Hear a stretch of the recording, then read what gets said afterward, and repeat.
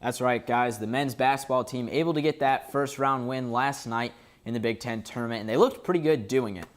Jordan Bohannon dropped 25 points last night, and the team was, as a whole, grabbed boards like crazy, out-rebounding Illinois 40-20.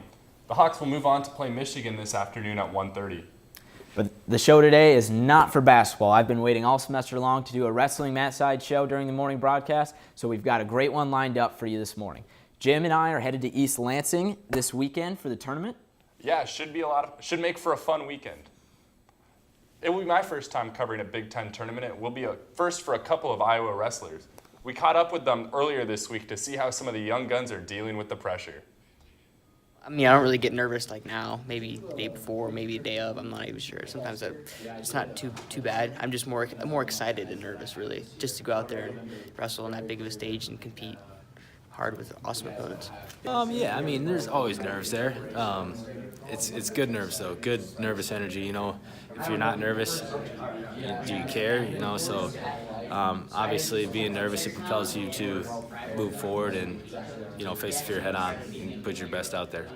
And that's what we're trying to do here. I'm not nervous. I mean, I've been doing this my whole life, and so have my teammates. I mean, it's obviously my first Big Ten tournament, but I mean, we've been in tournaments all of our lives, and we got to look at it that. I mean, everyone's human, and we're going to go out there and take them on no matter who it is.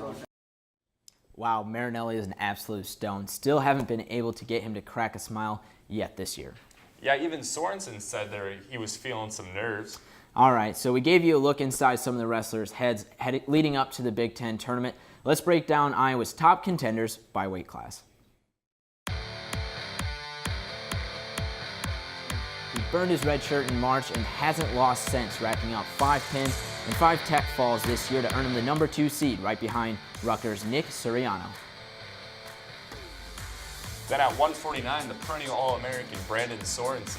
The senior has had a great season so far. The only blemish on his record coming from number 1 ranked Zane Rutherford from Penn State. Sorensen also picked up the number 2 seed in the tournament, and this looks like a collision course for a Sorensen-Rutherford rematch. Sorensen's never been able to top the Zane train, but we might just see an upset this weekend in the championships. Moving on to 157, Michael Kemmerer in a similar situation. He shared the 1 seed with Penn State's Jason Nolf, but will probably slip down to the 2 seed here before the tournament starts. The number 1 seed Nolf is coming off injury, so we could see a potential upset there at 157 in the finals.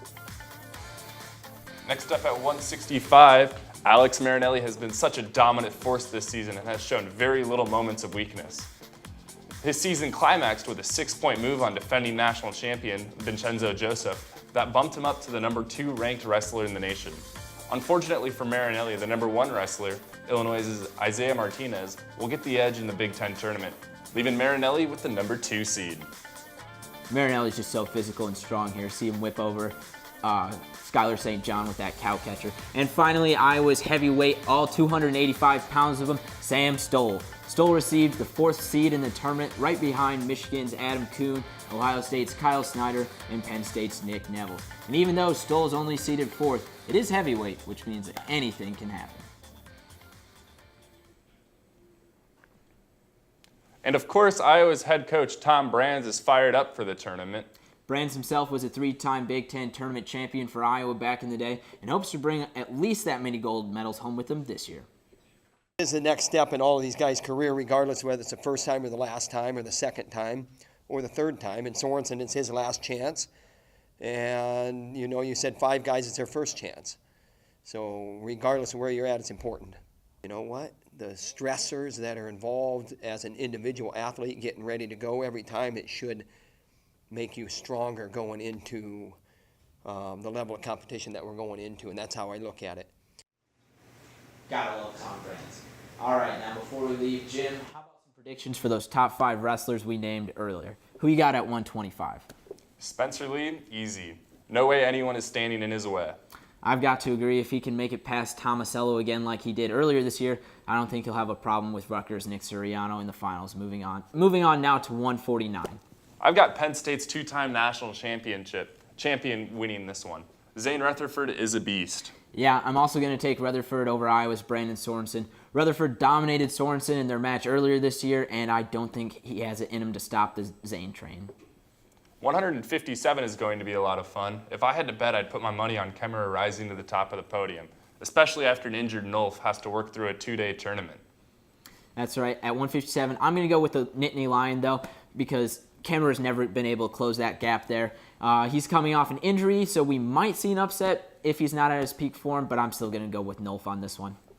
At 165, I honestly see Alex Marinelli rise into the top. He's been physical, he's been determined, but even so, I'm excited to see this one play out. That's right. Marinelli's one of the most physical wrestlers I've ever seen. Nothing has stopped him yet this season, and I don't expect anything to get in his way now. He matches up well with Martinez, and he can handle the types of wrestlers who like to shoot from space like Martinez and Joseph from Penn State. In a 2-day tournament, I am putting all of my marbles on Buckeye Kyle Snyder to win it at heavyweight. Come on, no brainer. He's an Olympic champion for Pete's sake. He's not losing twice. As far as Iowa's Sam Stoll is concerned, I see him likely taking home the bronze in this one. I think he can beat anyone in the field except for, obviously, Snyder and Adam Kuhn from Michigan.